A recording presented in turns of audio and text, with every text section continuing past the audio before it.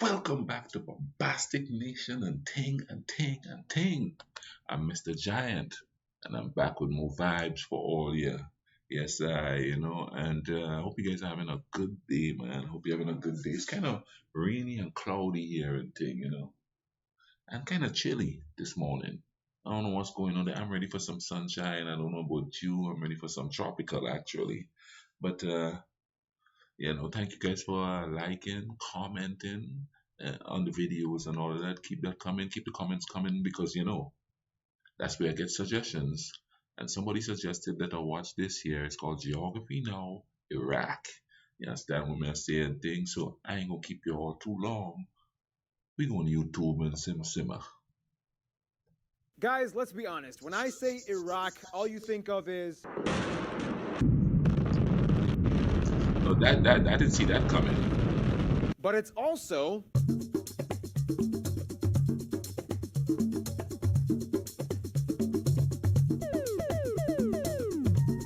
so where do we go from there? Let's They find were out. jamming. It's time to learn geography. Now! Hey everybody, I'm your host Barbie. We live in a generation that has almost never known a time in which Iraq wasn't synonymous with war. But the funny thing is, it was like the Dubai of the 60s. Tourists were flocking in, people had mansions, it was crazy. So what happened? Well, first we have to explain where Iraq is. Moving on. One thing that makes Iraq such a pivotal player in geopolitical strife is its incredibly blessed yet cursed location. Let's explain. Iraq is located in the Middle East, bordered by 6 other countries, and don't forget they have a very, very small narrow coast on the Persian Gulf with their southernmost port Qasr on the Khawar al-Zubair waterway, which by the way, they used to have an airport, but it literally got spliced in half by the Kuwaiti border. You said Persian Gulf, isn't it Arabian Gulf? Didn't we literally just go over this in the last episode? Okay, I'm sorry, I'm sticking with history, and history says Persia. The country is divided into 19 governorates or provinces, with the capital Baghdad, the second largest city in the Arab world after Cairo, located in the heart of the historic Tigris River Valley, and with nearly 50,000 people per square kilometer, the city makes the most dense country subdivision in the world. After the obvious Baghdad, the next largest cities in the country are Basra in the south and Hilla in the fertile Euphrates region, and the largest airports are Baghdad, Basra, and Erbil International. And yes, you can still fly to Iraq and visit. It's not like the whole country is completely closed off. They keep moving forward despite the war. Wait, really? That's something people fail to realize. Like when the news tell you there's a war in a country, people think the whole country is gone wild. They think everybody's fighting everywhere and people are running in the streets. And I think it's a psychological thing for people to think if they say there's a war there or if something is. But hold on. When you think about it, like where I live here, if they say there's a shooting happened down the street, and this is just hypothetical. Let's say a shooting happened down the street here. They don't go, oh, the whole place is being shot up. But if the news say there's a war in Jamaica, I'm just a reference. They think the whole of Jamaica is crazy. They don't realize that there's places where nothing like that is happening. And they're living in relative peace, but it's an uneasy peace because the fighting is going on close to them. But it's not like everywhere. You could still go visit one area and not be close to the violence. I wouldn't suggest it though. I wouldn't be going there. Yep, although it's highly advised that you stay in the large cities and don't make a spectacle of yourself, be respectful to the people, and you'll be fine, just like anywhere else. But there's terrorists. We'll discuss that in a bit. Now, keep in mind, these borders were pretty much a product of post-UK colonialism from when Winston Churchill kind of helped establish what the Iraqis like to call an artificial monarchy. We'll talk more about that later, too. You keep making me wait for stuff.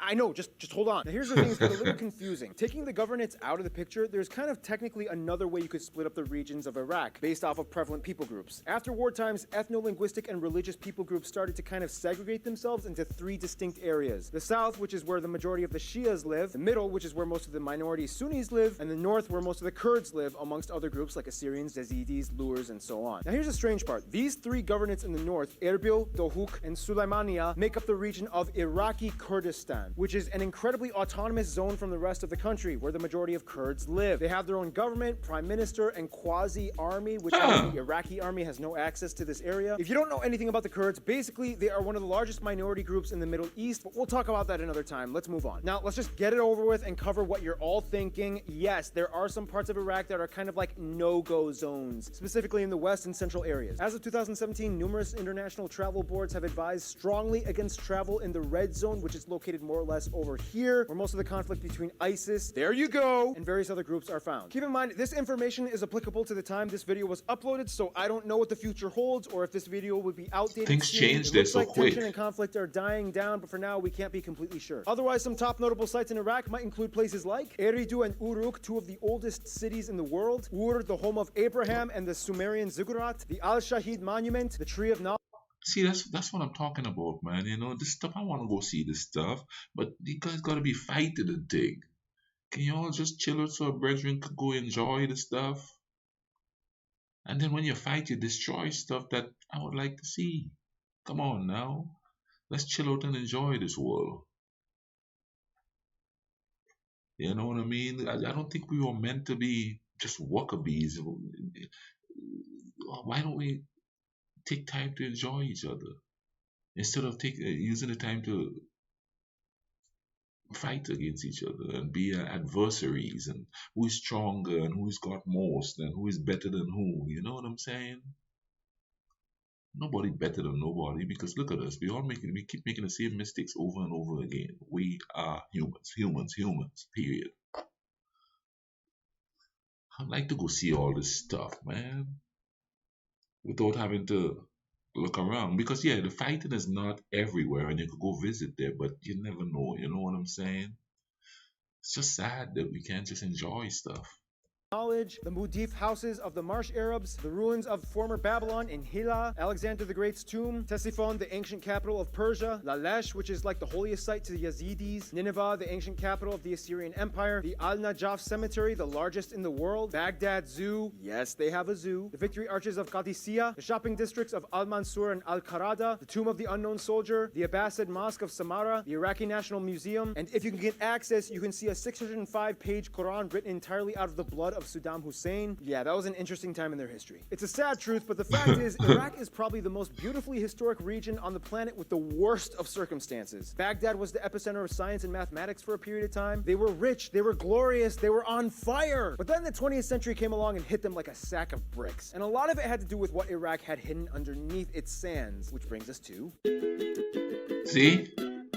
Now, when you look at a satellite image of Iraq, you'll notice that a lot of it is beige and sandy colored, but then you get this big cluster of green and blue. This whole area is like the lifeblood of Iraq. You might have heard of Mesopotamia or the Fertile Crescent, right? Yep, that's Iraq. The Tigris and Euphrates rivers are the most important resources to the entire country, converging into the Shat al-Arab River in the south that eventually dumps into the Persian Gulf. About 75% of the entire country lives in between these two rivers. Composition-wise, Iraq is made up of 4 main geographical regions: the dry deserts in the west and southwest, the fertile alluvial plains by the Tigris and Euphrates rivers, the uplands to the north, and the highlands and the mountains in the far north and northeast. The highest point in the country at 3,600 meters doesn't have an official name, but it's known locally as Chikadar, which means black tent. Now, Iraq's climate is pretty dry, as they only get about 9.5 inches or 24 centimeters of rain every year. However, the mountains can get lots of snow, which melts rapidly, and in the past has caused a lot of flood problems. What? So what did they do? They built a ton of dams, which in return created a ton of artificial lakes and reservoirs, the largest one being the Tartar. They got lucky with Tartar because over time it developed an actual biosphere containing animals, plants, and fish, whereas most of the other lakes weren't so lucky because, you know, when you try to make a lake in a desert, yeah, you're gonna get a lot of salt and silt that nothing can live off of. Otherwise, Lake Habbaniyah has a strange blood-red coast mostly made up of algae. Anyway, due to the Mediterranean wind fronts that constantly push from the west, Iraq is subject to the Shamal, or the northwest wind, which creates some of the worst sand and dust storms imaginable. If you survive, drink some water and brag on social media. Otherwise, the fertile valleys do allow them to grow and provide their populace with some of the typical Middle Eastern crops like rice and lentils and dates and so on. Some national dishes include things like Baghdadi dolma, Moslawi kuba, bacha, masgouf, Iraqi sambosas, and klecha. Nonetheless, almost 100% of Iraq's entire export sector is made up of oil and petroleum. Iraq has the 3rd largest oil reserves in the Middle East after Saudi Arabia and Iran. You would think this would make them incredibly rich, and at one point it kind of did. However, over time, things kind of changed, and in order to understand that, you kind of have to know some history, which brings us to the most controversial part of this entire episode.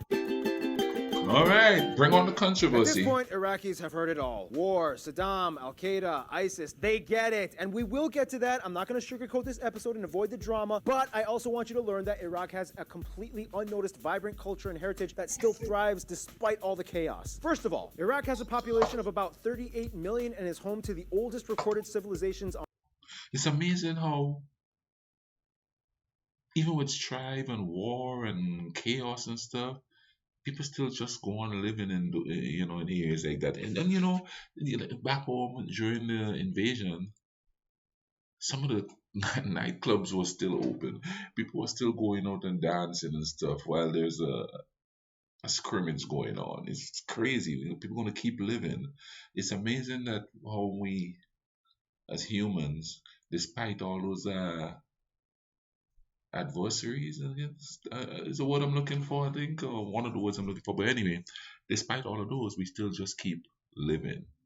And I think one of the reasons why culture and tradition and in some cases history hang on so much because it's comfortable.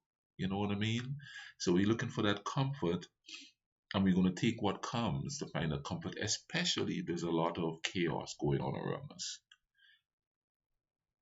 That's how some people end up with dictators, because they come in and they promise so much, and then they get in there and wait a minute, no, this is not what I expected or wanted. War, that's war weary people. That's crazy. It's a reaction.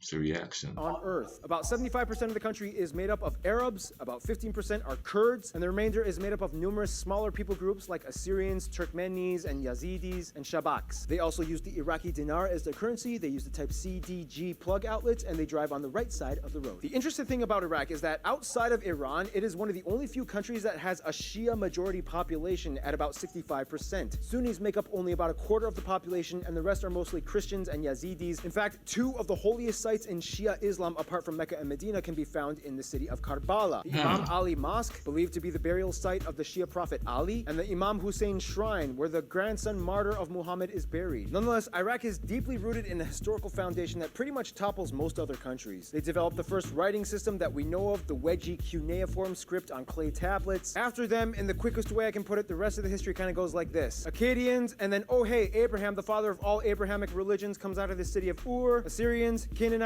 Babylonians, Hammurabi, Hittites, Neo-Assyrian Empire, Neo-Babylonian Empire, King Nebuchadnezzar II, Persians come in, Cyrus the Great crushes them, then Alexander the Great crushes Persia, Parthians take a quick shot, but then quickly are crushed by the Romans, Christianity. Whenever they do that segment, it's like, for me, it's a refresher course because I did a lot of history in school. I love history, as you could tell. But, a lot of the names they call, it's like ding, ding, you remember reading about them or hearing a teacher speak about them or something. Christianity comes in mostly through the Assyrians, Middle Ages, Muslims come in and dominate by conquest, the Rashidun, Umayyad, and Abbasid caliphates, the Islamic Golden Age begins, the Mongols come in and slaughter a ton of people, Black Death spreads, the Ottomans come in, then the Brits come in during World War I, they concoct an Iraqi monarchy, then there was a war, a coup, July Revolution by the Ba'athist Party, more coups d'etats, Saddam Hussein comes into power in 1979, backed up by the US and Russia, he fights against Iran after the Islamic Revolution, he then attacks his own people and then tries to invade and attack Kuwait. The US cuts ties and attacks Saddam after the war sanctions were put on them. Then in 2003, the US and allies come in under the pretext of weapons of mass destruction programs violation under UN Resolution 687. Turns out there were no weapons of mass destruction, but they take out Saddam anyway. Then the weird years happen in which they're kind of like, yay, let's take down the statue of Saddam and celebrate, but oh crap, the Americans are intervening. Eventually, the US withdraws in 2011 under Obama, but then an Al-Qaeda affiliate breaks off and creates a new group that pretty much hates everyone called ISIL, later ISIS. They attack and occupy various cities across the two countries. They get pretty big in 2015 and 16, but soon later they realize they have literally no diplomatic ties or outside relations, which are kind of key in conflict. After getting attacked from every side, from every nation around them and the Western world, they start to deteriorate, and that's kind of where we are today. Whew! Once again, keep in mind this video might be outdated soon, so until then, all we can do is observe and hope things get resolved. It's so complex, and if you want a full perspective, I'm not your best source. An Iraqi person directly affected by current events would be. Talk to them, listen to them. Furthermore, what it comes down to is... You see, that's what I'm saying. People don't get the story from the people that's living it. They get it from their politicians. And I'm sorry, man. On the island, we call politicians politricksters. They got agendas most of the time. Most of the time, they just have an agenda. So you know what I mean. Who do you listen to but your own heart? You know, especially if other human beings are suffering. That's my take on the vibe there. You know what I mean? Is Iraq is sandwiched right between two of the biggest influencers in the Middle East, Saudi Arabia and Iran. Some sociologists would argue that it was inevitable that Iraq would become a tension ground one way or another solely based off of its precarious location. Now it's kind of stuck in a weird limbo zone of, okay, Saddam is gone, but insurgents are up and the Western world is getting involved and the whole western part of the country is off limits. What the? Can everybody just get out? I just want to go home and eat dinner and watch a movie. Granted, daily life does come with a tincture of constant alertness since you never know something could happen, and yes, many people have died at the hands of conflict, many historical sites have been destroyed, but overall, Baghdad, Basra, Erbil, and most of the main metropolitan areas in the east still function somewhat normally. They have internet, they have operating hospitals and schools, they even have quite a few amusement parks with roller coasters and McDonald's and Pizza Hut joints. However, they also like to open up their own knockoff joints like Burger, Friends, and KFCK. Iraqis have gone through a lot, but even then, they still know how to laugh and have fun. Like mentioned before, there are quite a few different people groups in Iraq. We mentioned the Kurds, which, by the way, Kurdish is an official language in addition to Arabic. But there's also the Assyrians, who claim to be descended from the ancient Assyrians, who make up the largest Christian population, as Jesus' apostles came in and preached the gospel to the area in the Thaddeus. first century. They have their own writing system and traditions. There used to be a bunch of ancient Assyrian artifacts and sites until ISIS destroyed them in Mosul. Then you also have the Yazidis, who are kind of related to the Kurds, but they have their own secretive religion and customs as well. Handicrafts, rugs, and tea culture is huge. They love dancing whenever there's a break from all the drama. Some notable people from Iraq or of Iraqi descent might include people like Hammurabi, Abraham, Sargon of Akkad, Nebuchadnezzar II, Ashur Nasir Pal, Salah al-Din al-Ayubi, Saddam Hussein, although they might not be too proud of that, Khatem al-Saher, Mohammed Ghani Hikmat, the most accomplished female architect in the world, Zaha Hadid, Amo Baba, Leila al-Attar, Seta Hagopian, Maruf al-Rusafi. So that should give you a little insight on the people of Iraq. And boy, have they made a name for themselves on the international stage. Let's see how that works out for them. First of all, you have to understand that Iraq is kind of like another Bosnia and Herzegovina scenario in which different people groups in the country have different relations with different countries within Iraq. And it kind of depends on who you ask. If you ask the Kurds and Assyrians in the north, they might say Western countries like the US and UK. They even have a representative office in London. And the Assyrians love Armenia. They might also say that other regions that have high Kurdish populations like East Turkey and Western Iran might be friends, but not collectively Turkey and Iran as nations altogether. If you ask the Shias, they might say kind of Iran. It's There was a confusing. war back in the 80s, but it was more of like a Saddam thing. And they're both Shia. They both moved on. Plus, you know, the pilgrimage in Karbala. If you ask the Sunnis, it's tricky. They've had some issues with Jordan and Saudi Arabia in the past. However, they really seem to like Egyptian and Yemeni people, but not their governments. Plus, they kind of support Turkey, which pisses off the Kurds. Now, every Iraqi person I've talked to has said that one country would most likely be their best friend, Syria. But again, the Syrian people, not the government. One thing that binds these two is that not only in modern times. That's what I'm trying to say, man. The government and the people. You know what I mean? There's a difference. And we got to differentiate between what we are told about people and what's really the truth. You know what I mean? Because whenever there's conflict, it seems like the whole country is evil and they're out to get you. You know what I mean? Or vice versa, whatever is the situation.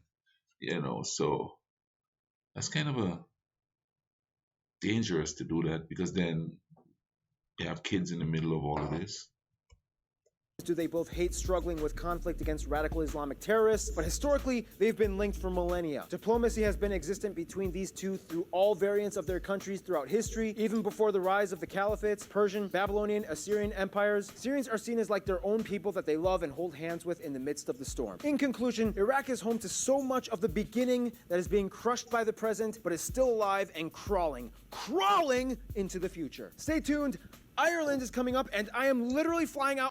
Yeah, they have a lot of history there, man. You know what I mean? The history that's pertinent to the world in general, you know.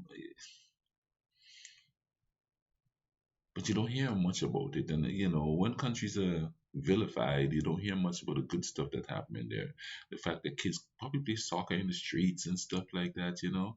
And being from a third world country myself, and you're speaking to, like, okay, I'll give you an example. I had somebody ask me if we still have televisions, or if we have televisions on my island. And this was like 2 years ago. This wasn't like back in the 80s or something like that. It was 2 years ago somebody asked me that.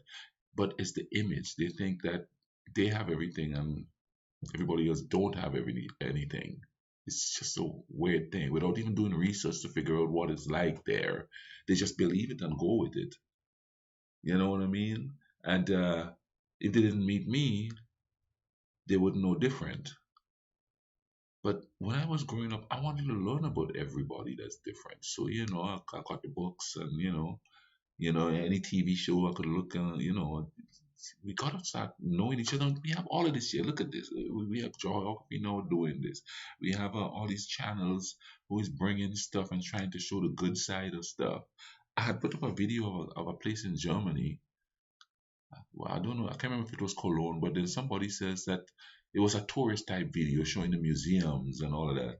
And somebody says this is not representative of the city because there's ghettos and there's all of that. And the thing, we know that, but for once, let's just look at the good stuff. You know what I mean? You see something about certain countries like Iraq and certain countries like that, especially the countries that are like in the mix of everything. And it comes from both sides too because it's happening over there. They're telling them to dislike these people here, and these people here are telling them to dislike these people here.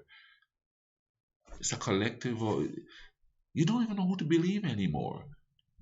Because a lot of the stuff that I thought about America when I came here, it's like, well, wait a minute, none of that is like real or true. Should have done some more research. See, even I fall under that. I don't do research, I just listen to what I hear. But anyway, man, thank you guys for tuning in. I'm gonna put a link in the description to this video. Go check out this channel because I know and you know that they have a lot of stuff there. You know what I mean? Some of the stuff is older, but it's gonna be updated and stuff like that. If you do some research, you'll be able to tell. But anyway, man, thanks for watching this with me again. I hope you guys are having a great weekend. Where I am, it's Saturday, early evening, twilight. So, hope you guys having a good weekend, man. Take care of each other, all right? Cool runnings.